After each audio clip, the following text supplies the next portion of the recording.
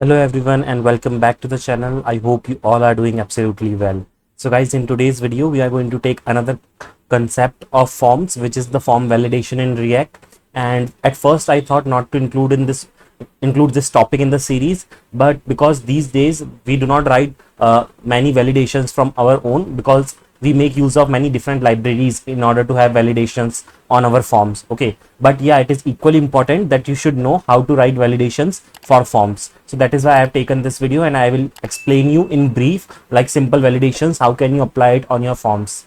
So first of all, let's see what is meant by form validation. Form validation is in React is a process of ensuring that user submitted data in the form meets certain criteria or constraints before it is sent to the server or otherwise processed. This is a crucial part of building web application because it helps maintain data integrity and prevent users from submitting incorrect or malicious data. Now, before starting form validations in our code, I just want to let you know that I have deployed all the code and I am committing in my React tutorial repository. So just in case, if you also want to have this code, you just can directly go to my React tutorial repository on GitHub, and there you will find the video 14 form validations in React. And here when you will try to access this, you will get the entire code. Now let's move on to our code editor and start our code. First of all, what I'm going to do is, we have already seen our previous video that how to create a form, but for the completeness sake, I'm just quickly going to create one new form with simple datas and a submit button. So let's start. First of all, I'm going to write ReactJs, which will give me the React functional component. Okay, so now instead of this, I'm going to have simple React fragments, and inside this I'm going to take input. First input is text and the placeholder will say enter username. Okay, similarly I'm going to take another input and it is going to be a password and the placeholder is going to say enter password.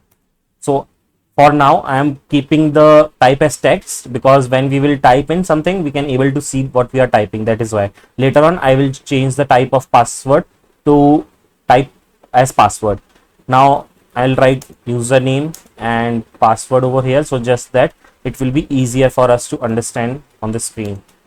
And also I'll apply some bias over here so that it will come in separate lines. Once I save it and once we see it on the screen, it is looking something like this. I'll also give one heading over here so that we get to know that we are doing form validations. Okay, after this, what I'm going to do is I'm going to first of all, let's have a look. This is how it is looking right now. Also, we want a button to submit our form. So for that, I'll also create one button also. Before that, I'll apply to br text so that the next content will come inside a new line. So I'm creating a new button which will say submit. After doing all this, once we save it, we have our basic structure of the form is ready.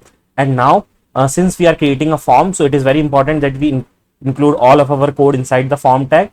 So I'm going to use a form tag over here. So what I'll do is I'll take this entire code which we have written and I'll move it inside the form tag.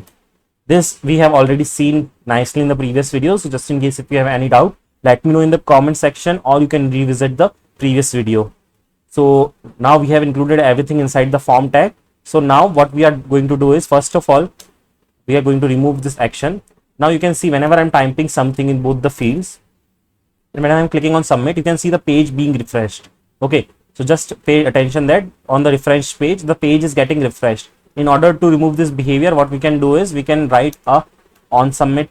We can call a on submit event handler, and in this we are going to call the function handle submit. And now I'm going to define this function. So what we are going to do is const handle submit, and I'm going to write an arrow function for this. We just want that the default behavior of the form should not execute and the form should not refresh once we click on submit. So for this, I'm going to call the function event.prevent default. I have explained all of this in the previous video also, so you might not have trouble understanding it. So now when I am typing something and when I am clicking on submit, you can see the form is not getting refreshed. Okay, so we have removed the default behavior of the form. After this, we want that whatever the data that we are entering inside the form should be stored in a variable. Okay, like the username that we are entering should be stored in a variable so that we can use this username somewhere. So for this, what I'm going to do is I'm going to make use of use state, and inside the use state I am going to with the help of use state I'm going to create two variables. So I'm going to write const user set user and equals use state. Okay, in the similar way I'm going to create one for the password too. So password set password and use state. So our states are also ready. Now what we are going to do is we are going to go to this input text and we are going to write on change. Whenever we change any value of this, we are going to call one function called as handle user, and in the similar way we'll write the same function for password too. So this will be called as handle password. So right now I have not even started the form like validations. I'm just creating the basic form and its like functionality. We are going to just start that in a minute now. So before that I'll define this function which is handle user and handle password. So I'm going to write two more functions called as const handle user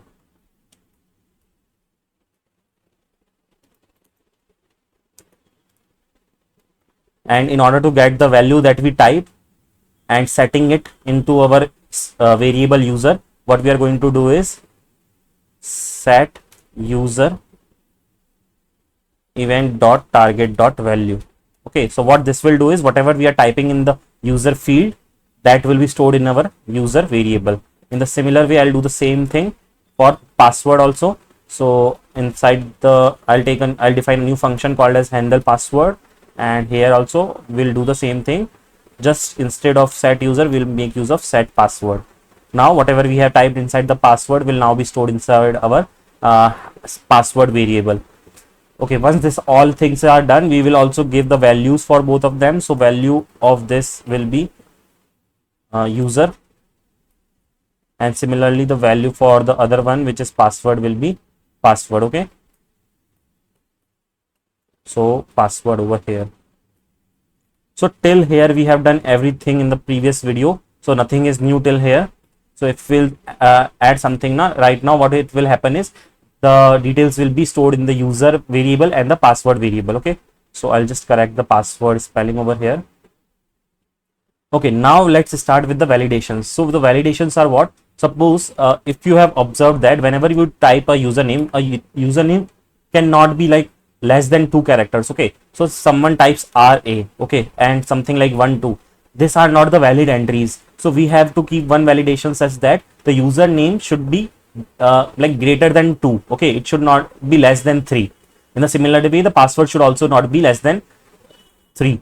In the similar way, when we click on submit, if the value is either if value of either of the entries less than 3, then the user should get a prompt saying that you have entered invalid entries and make sure that you enter the valid entries. And if the entries are valid, similarly the alert or the prompt should say login is successful. So we are going to see all these validations now.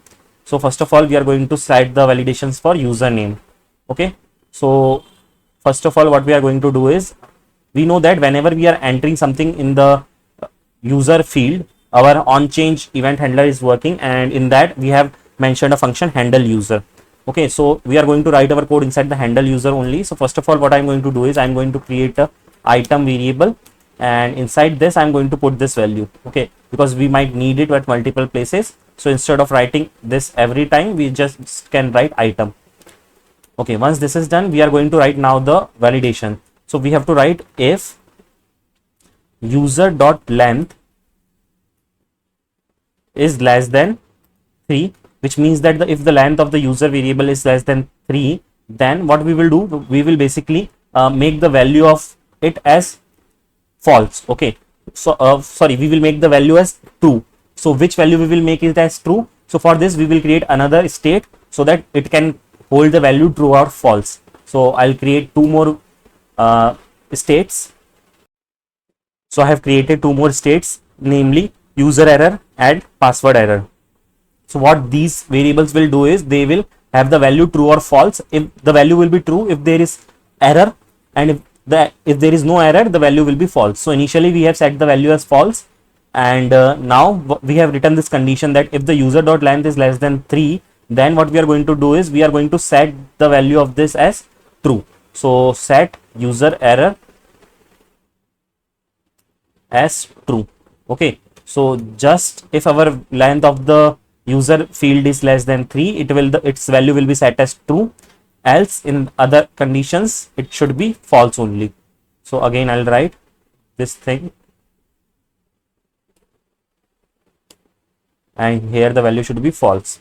Now why are we doing this? Because you will just see now, suppose after writing this input, we want that here only, based on the value of this user error, okay, based on the value of this, it should display that whether our entry is valid or not. Okay, so what I'll do is I'll write this.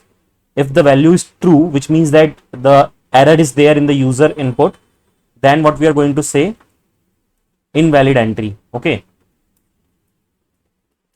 invalid entry, and I should use a question mark over here because you are doing conditional rendering. And after that, if the value is false, then we should not display anything. So I'll save this and I'll show you what we have done till now. So suppose if I'll start to enter something, okay, so there is some error that it is showing.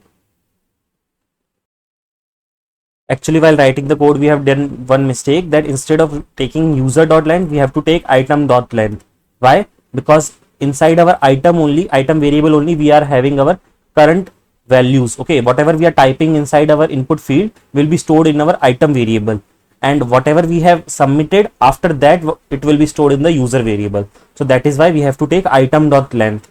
So now once we will save and try it, what I'll do is I'll refresh the page and we'll start. So suppose if I'll give an entry as a single entry, then it will show that this is an invalid entry. You have to make the field greater than 3. Okay, the field should have a greater than 3 length.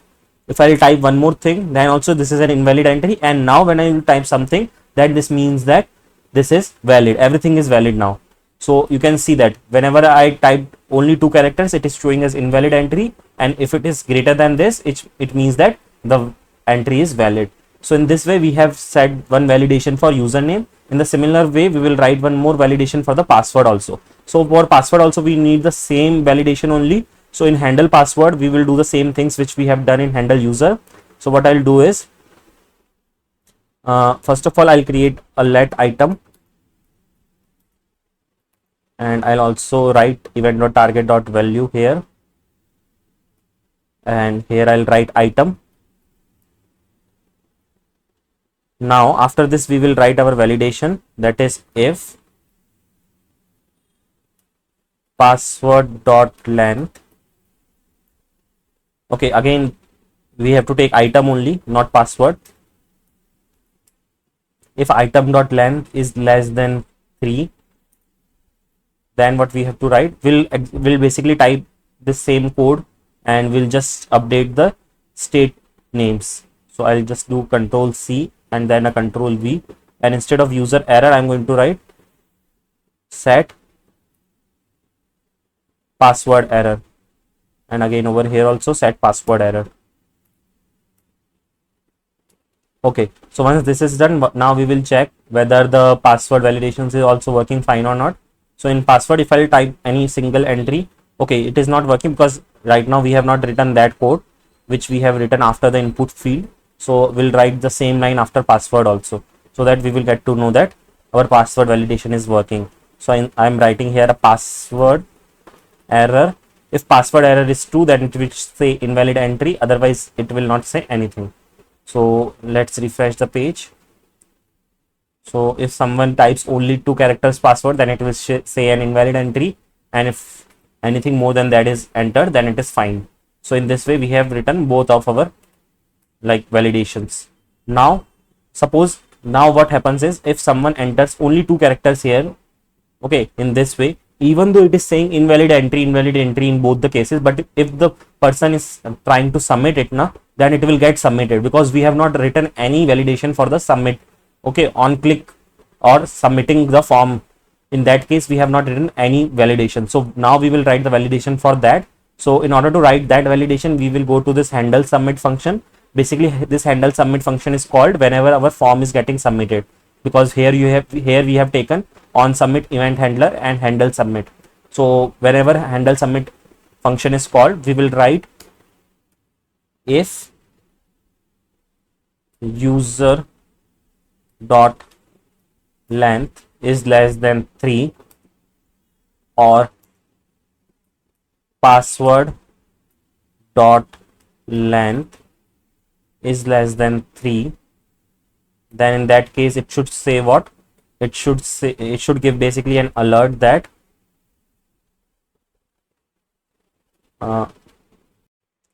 it should give an alert, please enter correct values, else if everything is fine, then it should say login successful.